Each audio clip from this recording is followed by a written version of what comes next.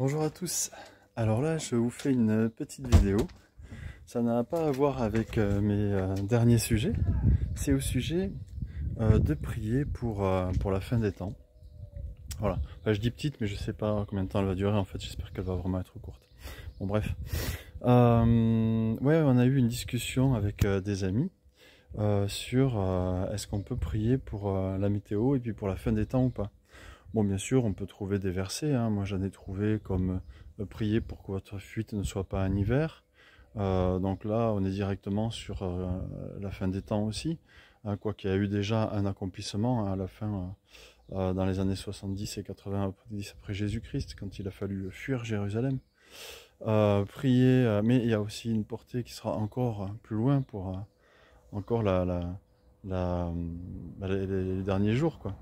Et il y a d'autres versets qui disent prier pour que Dieu vous donne la pluie en son temps, etc. Bon, il y a des versets sur, sur le temps. Et par rapport à la fin des temps, en fait, moi, c'est vrai que je suis du genre souvent assez pessimiste, hein, comme certains. On dit, de toute façon, c'est écrit, hein, que à la fin des temps, les cœurs vont se refroidir. Et j'en parlais encore il y a 3 jours avec un ami, et puis on était là, oui, moi, j'y crois pas au grand réveil, etc. J'y crois pas.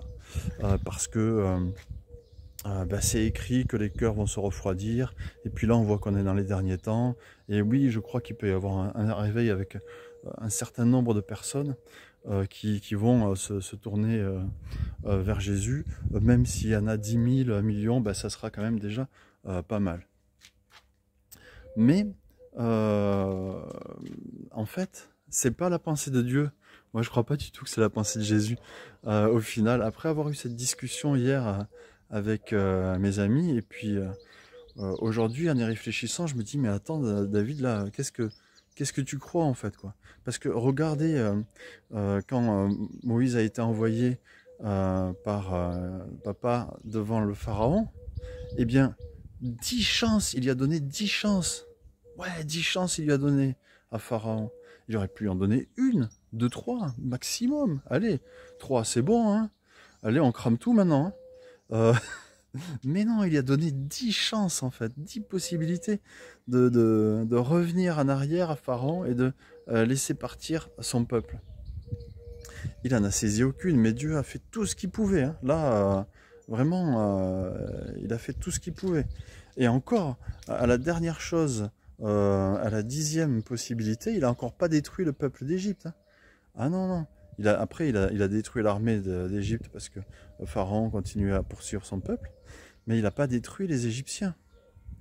Et je vais vous montrer à quel point nous, on est encore plus sévère que Jésus. Parce que Jésus, il a dit, il y aura un terme aux choses, hein. Le ciel et la terre passeront, mais mes paroles ne passeront point. Ça, il l'a dit. Mais par contre, nous, on est, mais je sais pas, mais combien on est borné et beaucoup plus sévère que Jésus. On est beaucoup plus colérique et centré sur notre propre personne. Et en vrai, quand on dit, oui, bon, il y a, bien sûr, hein, la Bible se termine par le fait de demander à Jésus de revenir. Et on doit appeler, moi, tous les jours, hein, je prie pour que Jésus revienne. Bon, pas vraiment tous les jours, mais vraiment très souvent, je prie que Jésus revienne, quoi. Parce que je veux qu'il revienne. Mais je veux qu'il revienne parce que c'est écrit, parce que je l'aime, mais aussi, je suis désolé, et je pense que c'est beaucoup le cas pour beaucoup d'entre vous, on a aussi une part d'égoïsme, parce que c'est à cause de notre souffrance et de notre dégoût de ce monde, de ce système capitaliste dans lequel on vit, qui écrase tout le monde, que on veut quitter, on veut partir, on veut que Jésus vienne maintenant nous chercher. Et c'est notre espérance, c'est vrai. Mais gardez les yeux ouverts, les gars, hein. N'oubliez pas que ça fait 2000 ans qu'il est censé revenir. Et est-ce qu'on se croit meilleur que les premiers chrétiens? Est-ce qu'on se croit meilleur que Pierre, Paul, Jacques, Jean? Est-ce qu'on se croit meilleur que ces gens-là? Vraiment, hein? Pourquoi est-ce qu'ils reviendraient pour nous et ils ne seraient pas revenus pour eux? Mais ça, c'est une question, ça. Pourquoi est-ce qu'ils seraient revenus pour nous et pas pour eux? Bon, maintenant, si Jésus veut encore venir dans 5 minutes, il vient dans 5 minutes. S'il veut encore patienter 300, 400 ans, 500 ans, parce qu'il se dit, mais il y a encore des gens à sauver. Mais c'est son droit. Mais nous, notre devoir, comme il a dit, c'est de l'appeler qu'il revienne. Et de hâter sa venue aussi, hein, c'est ce qui est écrit. Mais lui, de son côté, c'est vrai qu'il veut sauver le maximum de gens. Et j'en veux pour preuve le fait que dans l'Apocalypse, il y a 7 sceaux et il y a 7 trompettes. Non mais, c'est bon, une trompette, un sceau, c'est bon, ça suffit, non? Pourquoi continuer encore? Parce que la patience de Jésus, elle est immense. Elle est immense. Et je sais, il y a des prophètes aujourd'hui, ils disent oui, voilà, on est dans telle année, etc. Gna, gna, gna. Jésus revient. Bon, ça fait des siècles que Jésus revient, hein, les gars. Et j'y crois. Et vraiment, je vous encourage à vivre comme si Jésus allait revenir dans 5 minutes, parce que c'est comme ça que vivaient les premiers chrétiens, les premiers apôtres. C'est comme ça qu'ils vivaient, comme si Jésus allait revenir dans 5 minutes. Alors qui serons-nous? Qui sommes-nous, nous, pour dire oh ben non, il n'est pas revenu depuis 2000 ans, il ne va pas revenir dans 5 minutes. S'il n'est pas revenu pour eux, il ne va pas revenir pour nous. On n'est pas mieux que les autres. Et ben non, c'est pas ce que dit la parole. La parole dit qu'il peut revenir dans 5 minutes. Hein, mais il peut revenir aussi dans 500, 300 ans. Et là, les gars, on revient à la prière par rapport au sujet de prier pour le temps, prier pour la fin du monde, etc. Prier pour le salut des âmes, même aller évangéliser, parce que ça a une conséquence. Hein. S'il revient dans 5 minutes, je peux dire, mais pourquoi j'irai évangéliser? Un jour, il y en a bien un qui m'a dit, mais pourquoi tu vas aller évangéliser tous les samedis? Je comprends pas, parce que dans la Bible, c'est écrit que Jésus rajoutait à son église lui-même. Donc s'il rajoute à son église lui-même, il n'y a pas besoin de sortir évangéliser. Mais mon gars, réfléchis un petit peu. Hein, si Jésus rajoute à son église, c'est parce qu'il y a des gens qui se bougent les fesses derrière pour aller. Hein, parce qu'il honore et puis il envoie. Il honore l'action et la parole de ceux qui parlent de lui, qui veulent témoigner de son amour aux autres, qui veulent vraiment partager cet amour immense qu'ils ont reçu, ce pardon, cette grâce, cette joie, cette espérance aussi, parce qu'on ne parle pas trop de l'espérance. Hein. L'espérance de vivre avec lui pour l'éternité, c'est pas vraiment ce qui nous touche. Ce qui nous touche, c'est nos problèmes maintenant, quoi.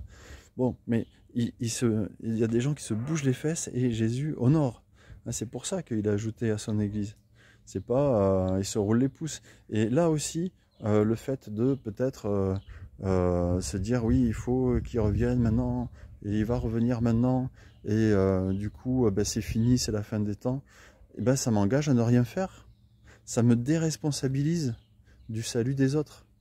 Et oui, c'est Jésus qui est responsable du salut des autres, et c'est le Saint-Esprit qui convertit, et qui change les cœurs, qui les transforme, mais Jésus veut travailler avec moi.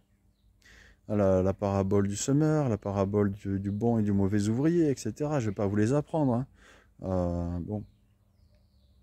Donc, si Jésus veut mettre encore 5 minutes pour venir, super, merci Yeshua, merci, vraiment merci. Pour moi, pour toute ma famille, pour toutes les personnes qui n'auront pas à vivre encore ce qui va encore continuer d'arriver, etc. Merci. Mais n'oubliez pas, il y a 7 sceaux et 7 trompettes. Donc, qui dit même qu'on est au premier? Vous n'en savez rien. Il y a des prophètes qui disent oui, on est au 5e, on est au 6e. Vous n'en savez rien. Vous n'en savez rien. Ça fait des siècles que ça dure. Ça fait des siècles qu'il y en a qui prophétisent qu'on est à ceci, on est à cela. Arrêtez, arrêtez. Priez, priez, priez Jésus et agissez pour que son amour se répande. Et parce que si Jésus veut mettre encore 500 ou 600 ans ou 1000 ans, vous n'en savez rien. Vous ne savez pas toutes les personnes que lui, il connaît, qui vont naître et qu'il veut sauver. Vous ne savez pas. Vous ne savez pas. Et le jour où... parce qu'il y en a, bon, je comprends. Vous voyez, moi j'ai un copain, il me dit, bon, voilà, il me montre un 4x4 qu'il veut acheter, mais il habite à la campagne, il y a la neige, etc. Mais il y en a, ils n'en ont rien à faire, en fait. Vous voyez, ils sont là, bon, ben, moi je n'ai rien à faire. De toute façon, je reviens dans 5 minutes. Donc, moi, je pollue tout ce que je peux. Il n'y a pas de souci. Je pollue tout ce que je peux, je m'en fous. Mais Jésus, moi je crois que, mes amis, il va vous demander, il va nous demander à tous, qu'est-ce que tu as fait? Qu'est-ce que tu as laissé aux autres?